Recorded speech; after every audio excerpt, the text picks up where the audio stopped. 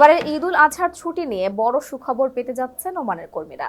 সম্ভাবনা রয়েছে এবারের ঈদের ছুটি হবে 9 দিনের। ওমান ও সৌদির তরফ থেকে ধারণা করা হচ্ছে এবারের ঈদের প্রথম দিবস আগামী 16 জুন রোববার। সেক্ষেত্রে ঈদের ছুটি হতে পারে রোববার থেকে বৃহস্পতিবার পর্যন্ত। তবে বিশেষ ছুটির আগের ও পরের শুক্র শনি মিলিয়ে ছুটির দিনের সংখ্যা দাঁড়ায় 9 দিনে।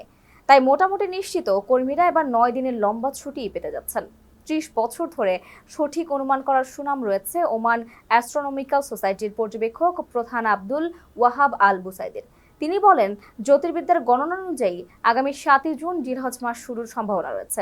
তাই আরাফার দিবস হবে 15 জুন এবং ঈদের প্রথম দিন হবে 16 জুন রোববার। ওমানের সেরা রেট দিচ্ছে বাংলাদেশি প্রতিষ্ঠান গালফ এক্সচেঞ্জ। প্রিয়জনকে টাকা পাঠাতে আজই আসুন আমাদের যে কোনো ব্রাঞ্চে অথবা কল করুন স্ক্রিনে দেয়া নাম্বারে। গালফ এক্সচেঞ্জ, বাংলাদেশিদের প্রিয় এক্সচেঞ্জ। প্রায় একই কথা বলেছেন সৌদির চাঁদ দেখা কমিটির সদস্য ডক্টর খালেদ জাক। এক ভিডিও বার্তায় তিনি 16 জুন ঈদ হবে বলে শক্ত ধারণার কথা জানিয়েছেন। ঈদুল আজহা মুসলমানদের সবচেয়ে বড় দুটো ধর্মীয় উৎসবের একটি। বাংলাদেশে যা কোরবানির ঈদ নামেও পরিচিত, ঈদুল আজহা হলো ত্যাগের উৎসব, যার মূল প্রতিপাদ্য বিষয় হচ্ছে ত্যাগ করা। এই দিনটিতে মুসলমানেরা তাদের সাধ্যমতো ধর্মীয় নিয়ম অনুযায়ী উট, গরু, দুম্বা কিংবা ছাগল আল্লাহর নামে কোরবানি করে বা জবাই দেন, যা মুসলিম জাতির পিতা হযরত ইব্রাহিম আলাইহিস সালামের সময়কালে শুরু হয়।